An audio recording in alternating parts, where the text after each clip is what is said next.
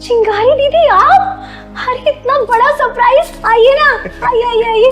पहलवान भैया आओ, इतना बड़ा सरप्राइज दिया आपने। बैठो दीदी, बैठो पहलवान भैया। गीता बेटिया कैसी है तू और दामाद जी कैसे हैं? दीदी मैं बहुत अच्छी हूँ और वो भी बहुत अच्छे हैं। अभी आपको देखना खुश हो जाएंगे देख के वो इतना। सुनो, देखो कौन आया है। अरे कौन आया है? आओ देखो, देख लो। अरे दामाद जी, आपके पास समय नहीं था तो देखिए मैं खुद ही मिलने आ गई आप लोगों से। जीजा जी नमस्ते। गीता जरा सुनो जरा। दीदी मैं 1 मिनट आई। अरे हाँ हाँ, जा। गीता बेटिया ने घर बड़े अच्छे से रखा है, देख कितना साफ सुथरा दिख रहा है ना। चलो अच्छा है। हाँ बोलो, क्या हुआ? क्या ये सब? क्या है ये सब? मैं समझी नहीं। मुझे तुम्हारी दीदी का घर में आना ना बिल्कुल पसंद नहीं है। मुझे किन्नरों से ना सख्त नफरत है। क्यों बुलाया इनको यहाँ पर? तुम्हारा दिमाग तो खराब नहीं हो गया है? दीदी है वो। अरे शादी से पहले तो तुम उनके पैर छुआ करते थे। सुनो, वो शादी से पहले की बात थी। अब मेरी शादी हो चुकी है और मैं नहीं चाहता कि ऐसे लोग मेरे घर में आए और मोहल्ले में मेरी बेइज्जती हो, समझी? इससे पहले कि मैं उन्हें भगाऊं, उनको बोले यहाँ से जाएं। गगन, मुझे नहीं पता था तुम्हारी सोच इतनी घटिया है। अरे जिनको तुम घर से भगाने की बात कर रहे हो, उन्होंने मुझे पाल पोस कर बड़ा किया है, मेरी शादी तुमसे कराई है, और तुम उनके लिए ऐसा कह रहे हो? होश में भी हो तुम? गीता मैं बिल्कुल होश में हूँ और मुझे पता है मैं क्या बोल रहा हूँ क्या नहीं बोल रहा हूँ, समझी? मैं 10 बार बोल चुका हूँ इससे पहले कि उन्हें बेइज्जती करके भगाऊं, उन्हें खुद ही बोला जाने के लिए। वो मेरी दीदी है, मेरी माँ समान है। उनको ऐसा कुछ भी कहते हो अपना, तुम्हें शर्म आनी चाहिए, समझे? क्यों आनी चाहिए मुझे शर्म? क्यों आनी चाहिए मुझे शर्म? तुम अंदाजा भी नहीं लगा सकते। दीदी ने जो मुझ पे एहसान किए हैं ना, उससे कई ज्यादा गुना एहसान वो तुम पे कर चुकी हैं। क्या एहसान कर दिया मेरे पे? अरे वो किन्नर मुझ पे क्या एहसान करेंगी? हैं? एहसान कर दिया मुझ पे? क्या एहसान करा है? अगर मैं उनके एहसान तुम्हें गिनवाने पे आ गई ना, अपनी नजरों में खुद गिर जाओगे तुम। क्या गिर जाऊंगा? हैं? अरे सरकारी नौकरी है मेरी, 1.5 लाख रुपए कमाता हूँ मैं, समझी? ऐसों के एहसान नहीं लेता मैं। जिस सरकारी नौकरी का तुम आज घमंड कर रहे हो ना, वो सरकारी नौकरी भी चिंगारी दीदी ने तुम्हें दिलवाई है। क्या बात कर रही है तू? क्या बात कर रही है? तुम्हें याद नहीं होगा, मुझे बहुत अच्छे से याद है। याद करो वो दिन।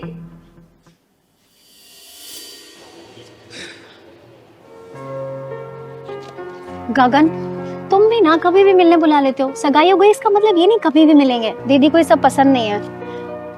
क्या हो गया, क्यों इतने परेशान हो? गीता लगता है जो नौकरी मुझे मिलने वाली थी ना, वो लगते लगते मेरे हाथ से निकल रही है। क्यों?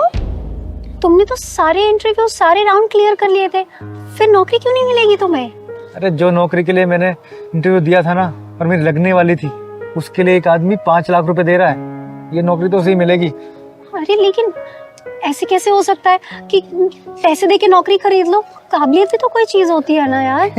गीता, काबिलियत की कोई वैल्यू नहीं है यहाँ पर, और ना ही किसी डिग्री की। अगर वैल्यू है ना तो सिर्फ पैसे की। अगर पैसा नहीं है तो नौकरी भी नहीं है।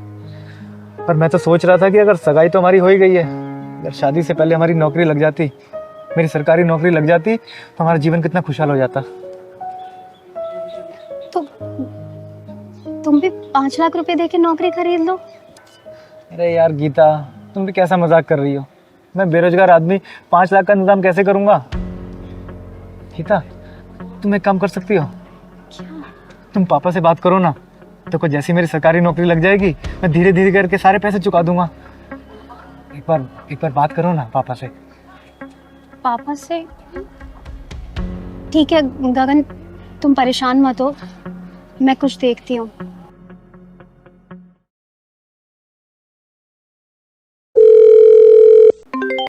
हेलो। हेलो दीदी। हाँ गीता बेटा, कैसी है तू? मैं ठीक हूँ दीदी। दीदी हाँ मुझे आपसे एक मदद चाहिए थी। हाँ बोल ना। दीदी वो गगन है ना? क्या हो गगन को? दीदी गगन को जो नौकरी मिलने वाली थी ना, वो नौकरी अब किसी और को मिल रही है, क्योंकि उसने 5 लाख रुपए रिश्वत दे दी है। रिश्वत? हाँ। तूने तो बताया था कि गगन ने सारे पूरे इंटरव्यू क्लियर कर लिए, सारे पेपर क्लियर कर लिए, सारे राउंड क्लियर कर लिए, फिर ये दिक्कत क्यों आ रही है? हाँ दीदी, उन्होंने सारे इंटरव्यू, सारे पेपर्स क्लियर किए हैं, लेकिन फिर भी उन्हें ये नौकरी नहीं मिल रही।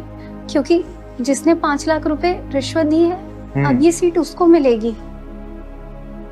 अच्छा, क्या हम पैसे देके वो नौकरी गगन को दिलवा सकते हैं?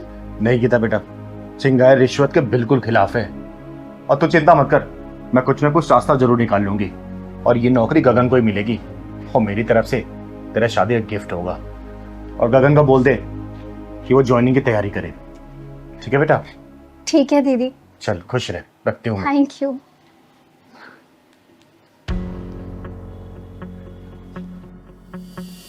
याद आया कुछ?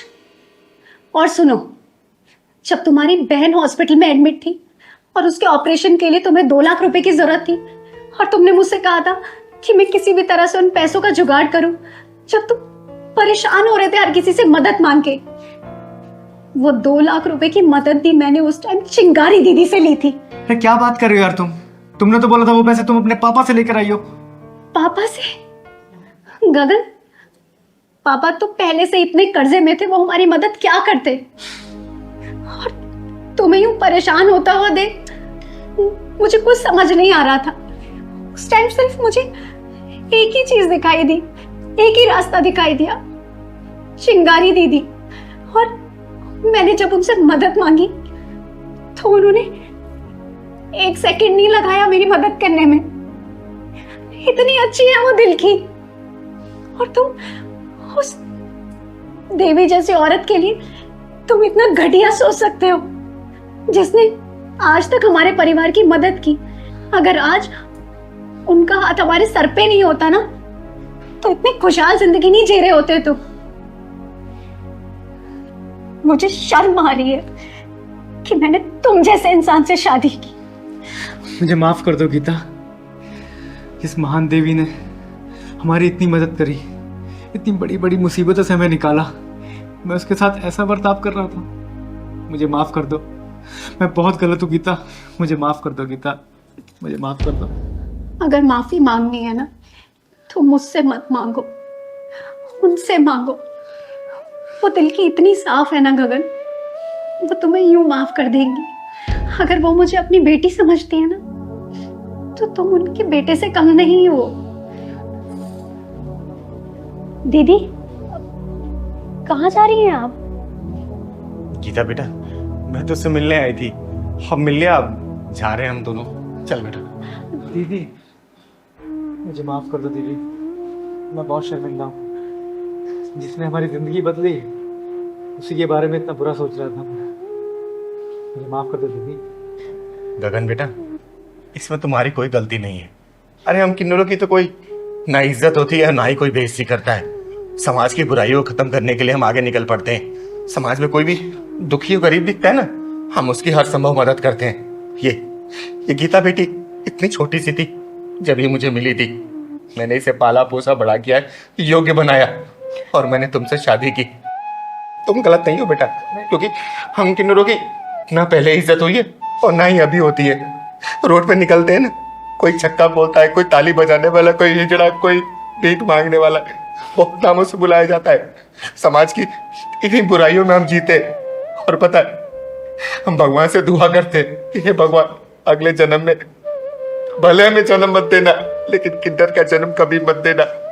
और गीता बेटी ने मुझसे जब जब मदद मांगी ना, मैंने इसकी मदद की। और मैंने कोई एहसान नहीं किया है, ये मेरा फर्ज है।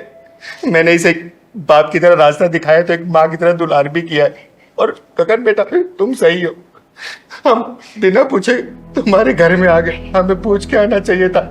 मैं भूल गई थी नहीं दीदी, कि मेरी गीता बेटी की शादी हो चुकी और शादी होने के बाद तुम ही इसका हकदार हो।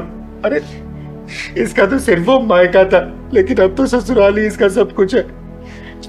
गगन बेटा, तुमसे माफी मत मांगो, क्योंकि तुम मेरे दामाद हो। और तुम माफी मांगोगे तो मुझे पाप का भागीदारी बनाओगे। मैं नहीं चाहती, क्योंकि दुनिया में वैसे ही लोग मुझे पसंद नहीं करते। और तुम भी ऐसे बोलोगे ना, मुझे अच्छा नहीं लगेगा बेटा। बस मैं दिल से आशीर्वाद देती हूँ कि तुम दोनों हमेशा खुश रहो, खुशहाल रहो। तुम्हारे दरवाजे पे कोई भी दुख तकलीफ दस्तक ना दे। खुश रहो बेटा, खुश रहो बेटा, खुश रहो। और मैं वादा करती हूँ, मैं कभी मिलने नहीं आऊंगी इससे। जब भी मन करेगा मिलने का ना, मैं इसे बाहर बुला लूंगी। चल पहलवान। नहीं नहीं दीदी, आपका जब मन करे आप आइए। ये आप ही का घर है दीदी, ये आप ही की देन है। आप हमारे बड़े हैं दीदी, आपके आशीर्वाद के बिना हम आगे नहीं बढ़ सकते दीदी, हम आगे नहीं बढ़ सकते। गगन बेटा, समाज तो हमें बुराइयों की नजरों से देखता है, हमें पसंद नहीं करता।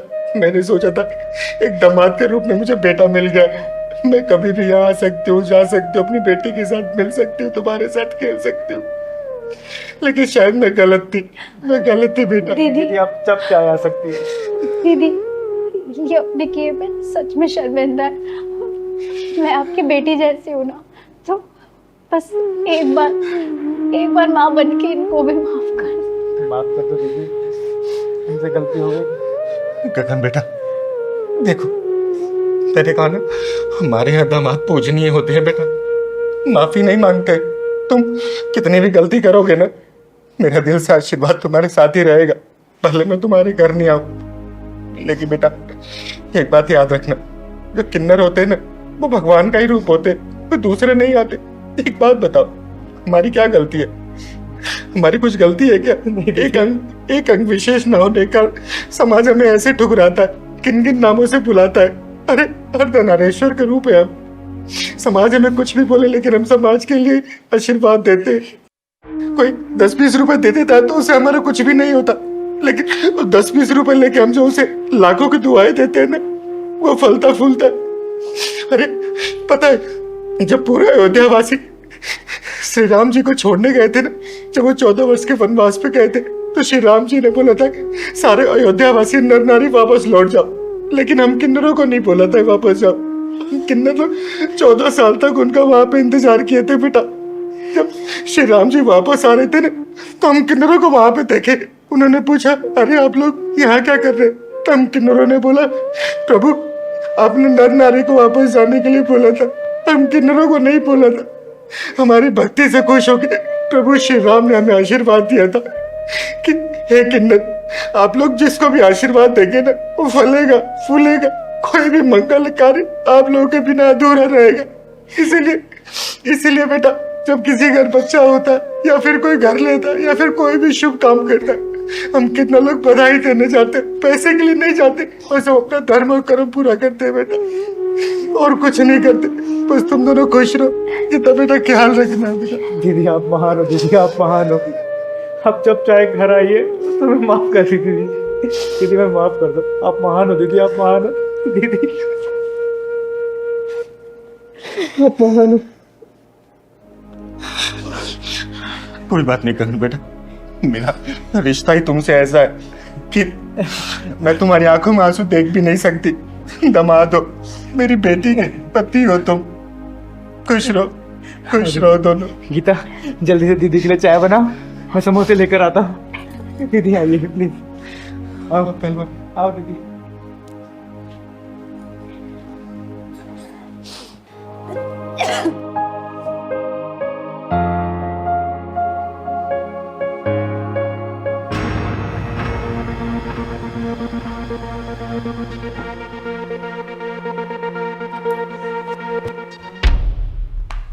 आशा, पहलवान आशा, क्या हो गया?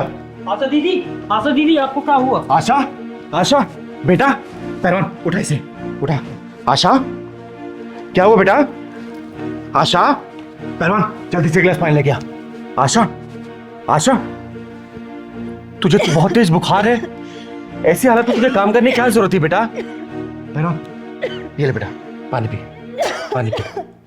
पी। तुझे तो इतनी जोर से बुखार है, ऐसी हालत में काम करने की क्या जरूरत थी? हाँ? आराम कर लेती तू।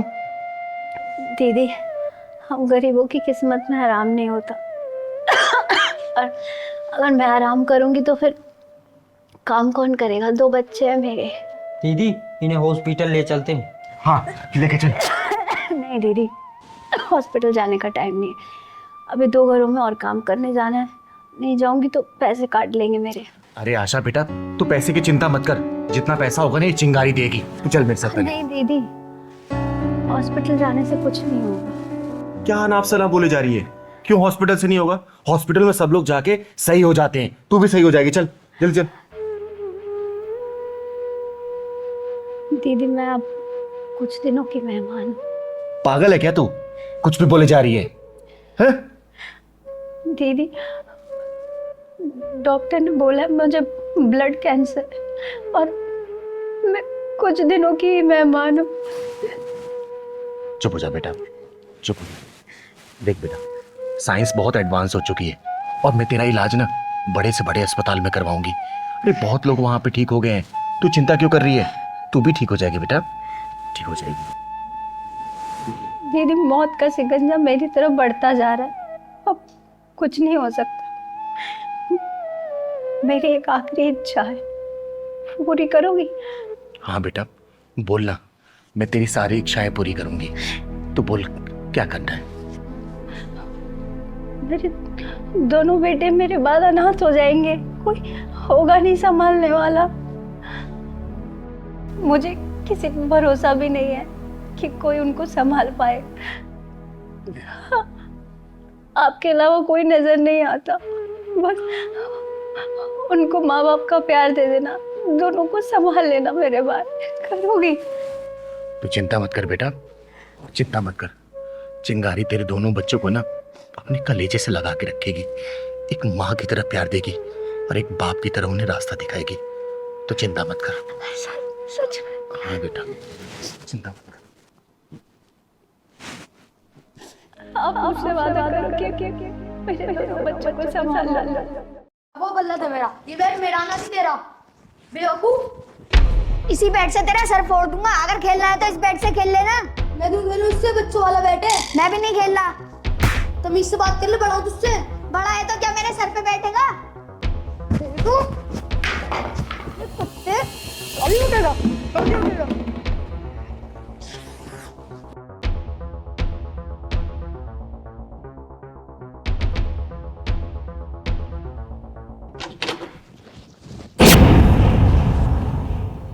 क्या हो रहा है ये सब? मैं पूछ रहा हूँ क्या हो रहा है? दीदी मुझे मार रहा है, इसकी गलती है सारी, ये मुझे मारे जा रहा है। दीदी ये बोल रहा था कि मैं तुझे जान से मार दूंगा। दीदी मुझे गाली बक रहा था। दीदी ये झूठ बोल रहा है, ये मुझे गाली बक रहा था। तुम दोनों एक दूसरे से कम नहीं हो। बेटा, तुम लोगों को याद है ना, तुम्हारी पापा के ना रहने पर तुम्हारी माँ ने कैसी परवरिश की है तुम लोगों की? लोगों के घरों में झूठे बर्तन मांजे, झाड़ू पोछा किया, तब जाके तुम लोगों को 2 वक्त की रोटी दे पाई हो बेचारी। अरे दीदी, ये सब भूल गए हैं, तभी तो आपस में लड़ रहे हैं, गाली दे रहे हैं। राजू बेटा, तुम तो बड़े हो ना, और समझदार भी। तुम इससे लड़ाई कर रहे हो, तुम इसे प्यार से भी तो रख सकते हो ना। तुम लोग ऐसे लड़ोगे तो तुम्हारी माँ की आत्मा कैसे रोएगी? क्या जवाब दे पाऊंगी मैं उसको? बताओ। तुम्हारी माँ ने तुम दोनों को मेरे हवाले किया है तुम लोगों की परवरिश करने के लिए, और तुम लोग ऐसे लड़ोगे? बताओ, छोटी छोटी चीजों के लिए लड़ रहे हो। अरे आज तो छोटी छोटी चीजों के लिए लड़ रहे हो, कल बड़े हो जाओगे तो बड़ी चीजों के लिए लड़ोगे, एक दूसरे के जान लेने के लिए दौड़ोगे। अच्छी बात है क्या बेटा? नहीं ना? चलो एक दूसरे को सॉरी बोलो और गले मिलो। सॉरी हो दूंगा, मेरी गलती थी। नहीं भैया, मेरी गलती थी। दीदी सॉरी, आज के बाद मैं इसका कभी दिल नहीं दुखाऊंगा। सॉरी दीदी, अगर राजू भैया मुझे मारेंगे तो भी मैं उन्हें कुछ नहीं कहूँगा। नहीं बेटा, राजू बड़ा है, समझदार है, और वैसे थोड़ी मारेगा। कोई गलती कर भी देते हो तो राजू प्यार से समझाना है, हाथ नहीं उठाना है। गलत बात होती है बेटा ये, ठीक है? ऐसे लड़ाई नहीं करते। और जैसे देखो, तुम लोगों को मैंने कोई भी कमी तो नहीं की ना? अच्छे से खिलाती हूँ, अच्छे से पिलाती हूँ, सब कुछ ला के देती हूँ, फिर भी बताओ किस चीज़ की लड़ाई? चुपचाप प्यार से रहा करो और अच्छे से पढ़ा लिखा करो, समझे? बड़ा होके नाम रोशन करना है तुम्हें अपने माँ बाप का और अपनी चिंगारी दीदी का भी, ठीक है? चलो बैठो।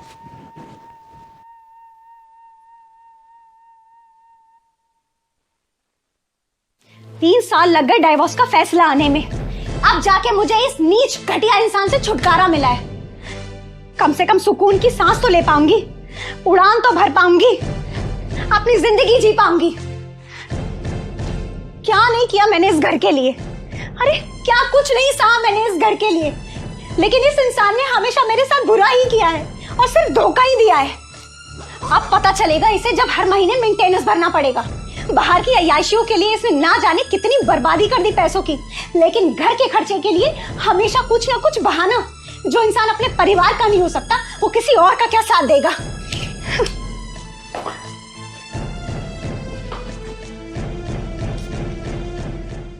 जा रही हूं मैं, हमेशा हमेशा के लिए टाइम से मेंटेनेंस भरते रहना अब हर महीने। और हाँ, डाइवोर्स की बहुत बहुत बधाई तुम्हें। नैना, आखिर किस बात का अभिमान है तुम्हें? अभिमान के रेगिस्तान में प्यार और मोहब्बत के फूल नहीं खिलते हैं। एक बार इस आसमान से नीचे उतर कर तो देखो, तुम्हारे मन की मिट्टी में प्यार और मोहब्बत की रंगीन बस्तियां नजर आएंगी। भाड़ में गई तुम, तुम्हारा प्यार और तुम्हारे मोहब्बत के फूल की वो रंगीन बस्तियां। बहुत शौक था ना बाहर अय्याशियां करने का, तो उन अय्याशियों के साथ उन रंगीन बस्तियों में रहो और मुझे भूल जाओ। और भगवान के लिए मुझे माफ करो, क्योंकि मैंने तुम्हारे साथ हर एक क्षण में, हर एक पल में रह के देख लिया, लेकिन तुम कभी मेरे हो ही नहीं पाए। तुम्हें बाहर उन अय्याशियों के साथ जीना था, और खुश रहो अपने साथ।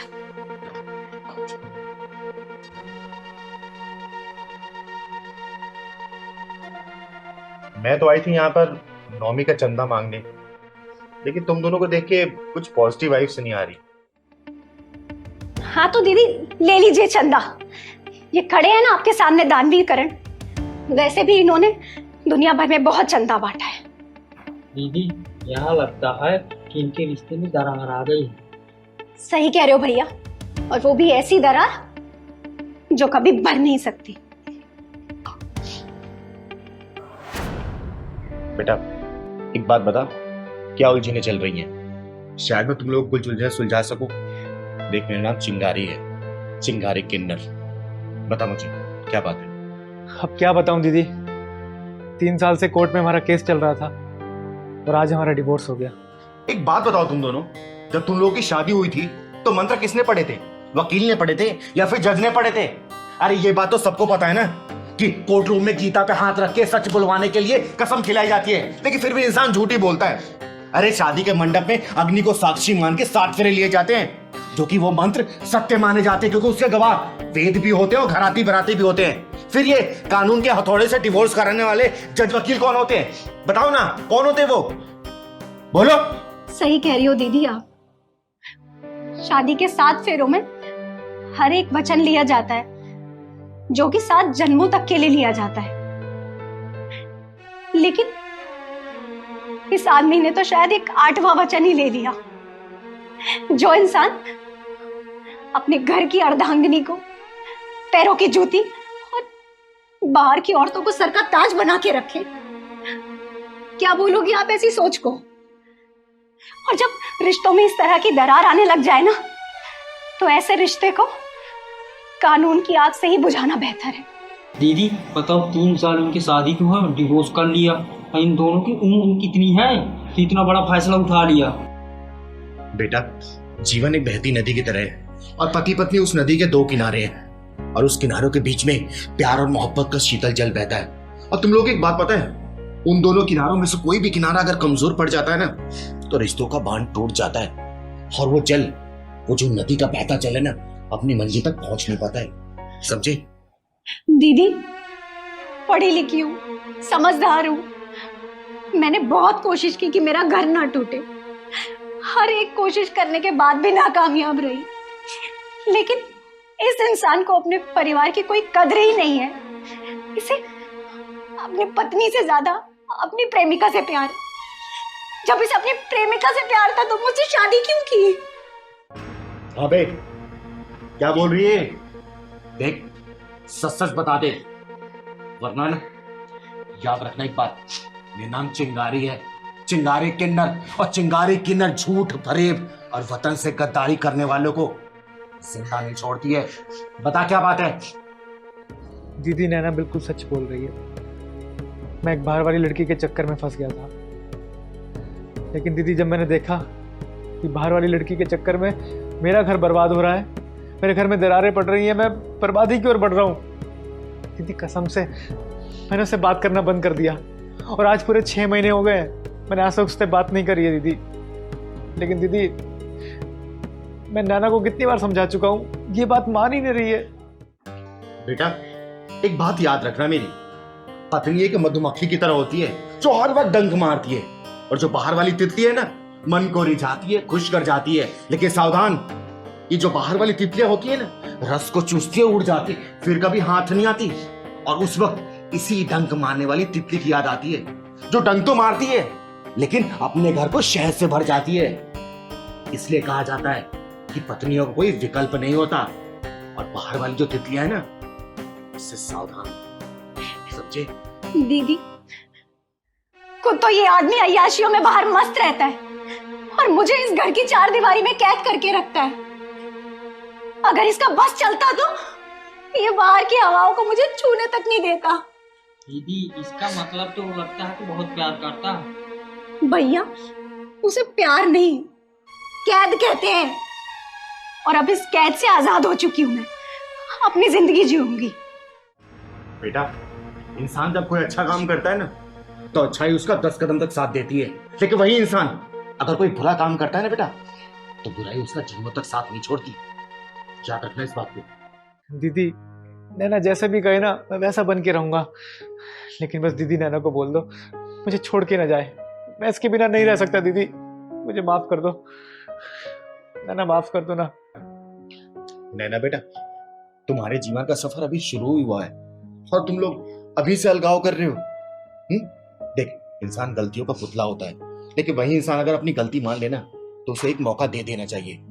और देख, समाज ऐसा है ना बेटा, ना अच्छे को अच्छा रहने देता है और ना ही बुरे को बुरा रहने देता है। अरे वो तो बस सिर्फ इंतजार कर रहा है कि तुम लोग कब अलग हो, अब तुम दोनों के बीच में पेट्रोल डाल के आग बुझाए। मेरी बात मान तो एक मौका दे दे इसको, समझ, जिंदगी संवर जाएगी। ऐसे गुस्से में फैसला लेके ना तेरी भी जिंदगी खराब होगी और इसकी तो ऑलरेडी खराब है।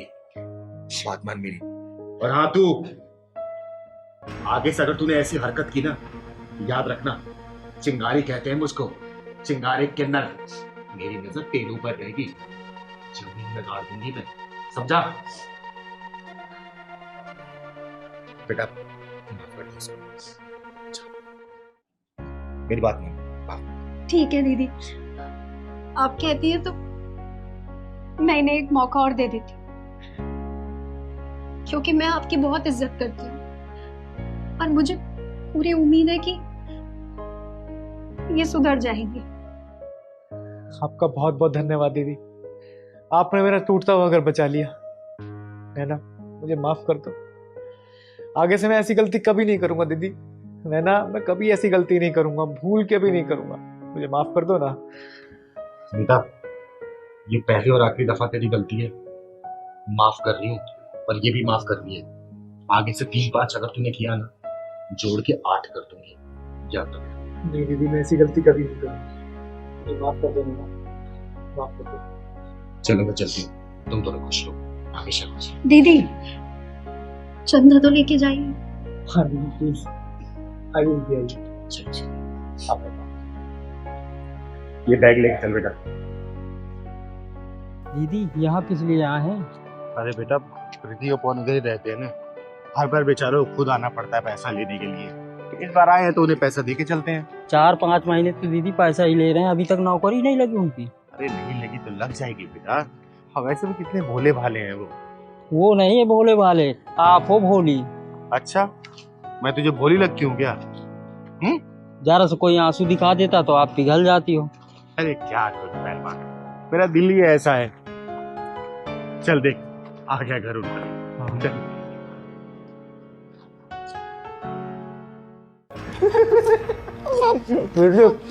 ऐसा बताऊं, अपने हाथ में कुबेर का खजाना लग गया है। बैठे बैठे फ्री की सैलरी आ रही है। यार, मुझे लगता था ये चिंगारी दीदी थोड़ी समझदार होगी, मुझे नहीं पता था इतनी बेवकूफ होगी। कौन से फ्लोर पे रहते हैं लोग? भाई 4-5 महीने हो गए, कोई काम करने की जरूरत ही नहीं है, बैठे बैठे सैलरी आ जाती है। ओए, क्या बैठे बैठे आ जाती है? मेहनत करते हैं हम, टैलेंट चाहिए होता है किसी को बेवकूफ बनाने के लिए, और थोड़ी सी एक्टिंग करनी होती है।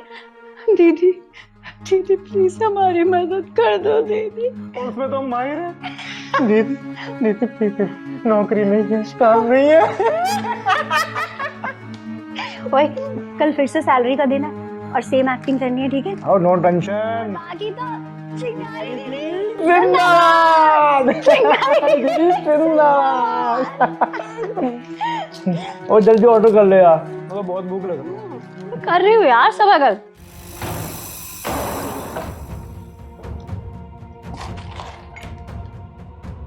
दीदी आप? सालो हरामियों, तो ये है तुम दोनों की असली सच्चाई। अरे बेशर्मी को भी शर्म आ जाए तुम जैसे बेशर्मों को देखकर। दीदी मैं कह रहा था ना, आपके भोलेपन के फायदा उठा रहे हैं, देखो कैसे मजे उठा रहे हैं। अरे मैंने तुम लोगों को अपने बच्चे जैसा प्यार दिया था और तुम लोगों ने मेरे प्यार को बेवकूफी का नाम दे दिया। मेरे पीठ पीछे मेरी बुराई करके बेवकूफ बोल के हाथ के लगा रहे हो। दीदी इन्हें सबक सिखाना बहुत जरूरी है, दूसरों को भी ठगेंगे। याद है वो दिन जब तुम दोनों रोते गिड़गिड़ाते आए थे मेरे पास और मैंने तुम लोगों की मदद की थी? अरे औकात क्या है तुम लोगों की? और आज ये नवाबों की तरह जिंदगी जी रहे, मन तो कर रहा है चिट्ठू दबा के जान से मार दो तुम दोनों को। याद है कि नहीं वो दिन? याद है? दीदी याद है। हाँ बेटा बोलो, क्या बात है? बड़े परेशान से लग रहे हो तुम दोनों। दीदी पहले फल खा लो, फिर इनकी बात बाद में सुनना। अरे पहलवान, थोड़ी देर बाद फल खा लूंगी, पहले की बात सुन। दीदी पता नहीं कितना टाइम लगेगा, आज आपका व्रत है ना? तू तो दादागिरी पे उतर जाता है। हाँ बेटा बोलो। दीदी हम दोनों हस्बैंड वाइफ हैं, एक साथ नौकरी करते थे, लेकिन 2 महीने पहले ही हम दोनों की नौकरी छूट गई। दीदी जब से नौकरी छूटी है, मकान का किराया भी नहीं दे पा रहे और मकान मालिक ने कमरे में ताला लगा दिया, सामान भी बाहर फेंक दिया। हाँ दीदी, हम नौकरी की तो बहुत कोशिश कर रहे हैं कि कहीं मिल जाए, लेकिन हालात ऐसे हो गए कि इस वक्त तो 2 वक्त की रोटी का जुगाड़ भी नहीं हो पा रहा है। दीदी आपके बारे में बहुत सुना है कि आप सबकी मदद करती हो और हर किसी का साथ देती हो। इस बुरे वक्त में हमें आपकी बहुत जरूरत है। तुम दोनों चिंता मत करो, मैं तुम दोनों की जरूर मदद करूंगी। पहलवान जाकर अलमारी से 40,000 रुपये लेकर। और देखो, रही बात मकान मालिक की ना, उसको किराया दे देना और वापसी फिर दोबारा उसी घर में रहने लगना। समय से खाना पानी करना और जब भी जरूरत पड़ेगी ना, मुझे एक फ़ोन कर देना, मैं आप लोगों की ज़रूर मदद करूंगी, मुझे बता देना। ये लो पैसे। शुक्रिया दीदी, जैसे हमारी नौकरी लग जाएगी ना दीदी, हम आपके सारे पैसे लौटा देंगे। अरे नहीं, लौटाने की कोई ज़रूरत नहीं है, बस आप लोग हमेशा खुश रहो। और ये समाज का ही पैसा है, समाज के लोगों में ही काम हो रहा है। जाओ। दीदी आप बहुत महान हैं। बहुत महान दीदी, धन्यवाद। उस दिन से लेकर आज तक पूरे 3-4 लाख रुपए तुम लोग हजम कर चुके हो मुझे बेवकूफ बनाकर। दीदी हमें माफ कर दो दीदी, हमसे भूल हो गई दीदी। ना ना ना ना, भूल तुमसे नहीं, भूल चिंगारी से हुई है, चिंगारी से। अरे तुम दोनों के मासूम चेहरे के पीछे छुपी हुई मक्कारी को पहचान नहीं पाई चिंगारी। आज तुम लोगों का इतिहास बदल के जाएगी चिंगारी, याद रखना। तुम लोगों ने देवी समान मेरी दीदी के साथ धोखा किया, तुम्हारे लिए क्या क्या नहीं सोचा था और तुमने क्या किया है। छी, तुम लोगों ने विश्वासघात किया है मेरे साथ, विश्वासघात। आज के बाद से चिंगारी किसी भरोसा नहीं कर पाएगी, सिर्फ तुम लोगों की वजह से। अगर कोई जरूरतमंद होगा ना, वो भी मेरे विश्वास को जीत नहीं पाएगा। कभी भी माफ नहीं करूंगी तुम लोगों को, याद रखना। दीदी हमसे बहुत बड़ी गलती हो गई दीदी, हमें माफ कर दो प्लीज। दीदी बच्चों की नादानी समझ के माफ कर दो ना हमें दीदी, माफ कर दो। विश्वासघात किया है, विश्वासघात। निकल जाओ, मेरी नजरों के सामने आना मत, वरना भी सब फाड़ के रख दूंगी। चल पहलवान। माफ कर दो हमें। जमीन तो सही बताई है उसने बेटा। हाँ दीदी, सोच रहे हो ना, ये पूरी झाड़ियाँ कटवा के ना यहाँ बच्चों को खेलने का मैदान बनवा दो। दीदी वैसे जमीन कितने में पड़ गई होगी? वो सब छोड़ना, कितने की पड़ी है, बच्चों को खेलते हुए देखेंगे ना तो उनके लिए पैसा क्या मायने रखता है बेटा। फाइनल कर देते हैं इसको। ठीक है दीदी। अरे फिर पी ली तुमने? रात में तो पी के जीना हराम कर ही रखा है, अब दिन दहाड़े भी पीना शुरू कर दिया। क्यों जिंदगी बर्बाद करने पे लगे हुए हो? जयंती यार, थोड़ी सी तो पी है, तू क्यों इतना भड़क रही है? भड़कू नहीं तो क्या करूं? इसीलिए मुझे गांव से लेकर आए थे कि दिन में रात में दारू पी के अपनी जिंदगी तो बर्बाद करोगे और मैं यहाँ पे बैठ के तुम्हारा इंतजार करती रहूंगी। यार जयंती मुझे माफ कर दे यार, बस आज माफ कर दे, तेरी कसम खा के कह रहा हूँ मैं, आज के बाद नहीं पीऊंगा जयंती। बस दरवाजा बंद मत रखियो यार, मुझे अंदर आने दियो जयंती। कितनी भी मिन्नतें कर लो, कितनी भी झूठी कसम खा लो, मुझे कोई फर्क नहीं पड़ता। अगर अपने पैरों पे पलस्तर नहीं चढ़वाना ना तो घर के आगे दिखाई मत पड़ जाना। तुम्हारा कुछ नहीं हो सकता। तुम जैसे नशेड़ी इंसान के साथ ना हर किसी की जिंदगी बर्बाद है। और ये फोन भी बंद कर रही हूँ मैं और दरवाजा भी नहीं खोलूंगी। जिंदगी बर्बाद करके रख दी है मैंने।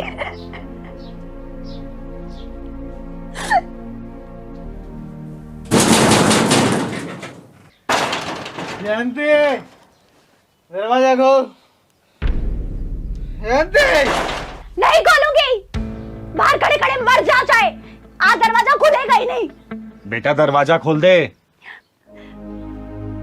तुम कौन हो? अरे इस नशेड़ी की हिमायती बन के क्यों आए हो? बेटा मेरा नाम चिंगारी है, चिंगारी किन्नर। और इसने बहुत दारू पी रखी है, मर जाएगा ये। खोल दे दरवाजा।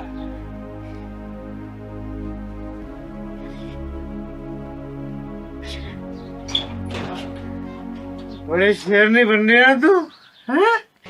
जानती नहीं मेरा नाम क्या है? वीर बहादुर सिंह। और तू दरवाजा नहीं खोल रही है। चुपचाप खड़ा रहे, वरना वीर को अलग, बहादुर को अलग और सिंह को बीच से फाड़ के रख दूंगी। एक तो तेरी मदद करके हम तुझे घर पे लेके आए हैं और तू मेरे सामने अपने बीबी के ऊपर ऐंठ दिखा रहा है। झापड़ मार के मुंह तोड़ दूंगी तेरा। देख रही हो दीदी, इस आदमी को जरा सा भी होश नहीं है। हर रोज दारू पी के आके यही सब हरकतें करता है।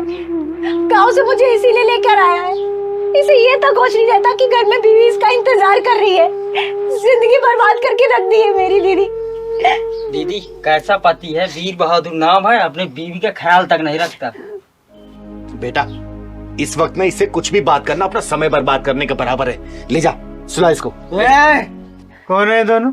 हैं? क्या क्या कर रहे हैं? निकालो इनको यहाँ से। आओ। देख रही हो दीदी, ना नीचे इंसान है ये। अरे आप लोगों ने इसकी मदद करी और ये भी भूल के आई है। इसे इतना भी होश नहीं है। ले दीदी देख लो और करो भलाई।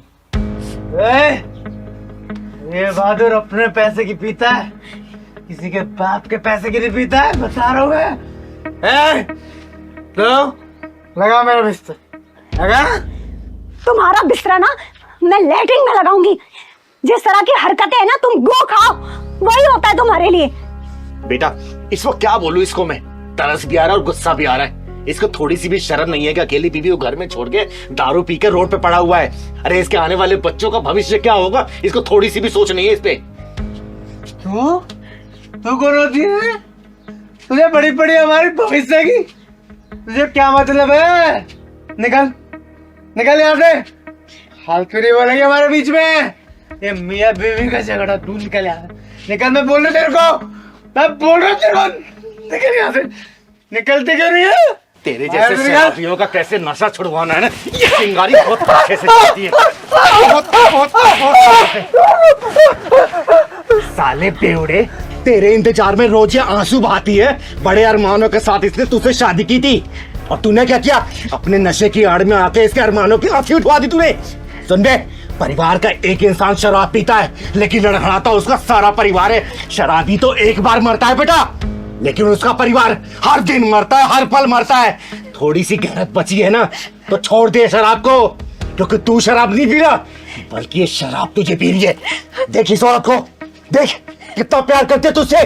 तेरे प्यार में सूख के कांटा हो गई है, कांटा। दीदी मेरा नसीब तो इतना खराब है कि ना मैं खुद मर सकती हूँ ना इसे कुछ कर सकती हूँ।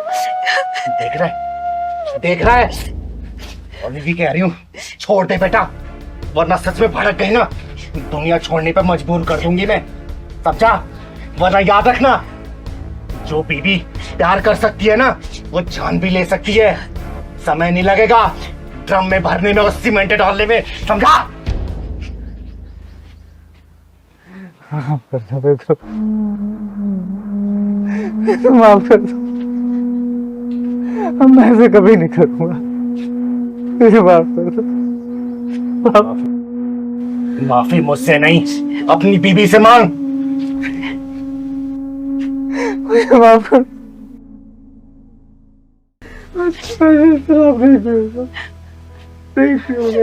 जयंती ले जाए ससुरा, और आज के बाद से अगर मैंने सुन लिया ना बेटा,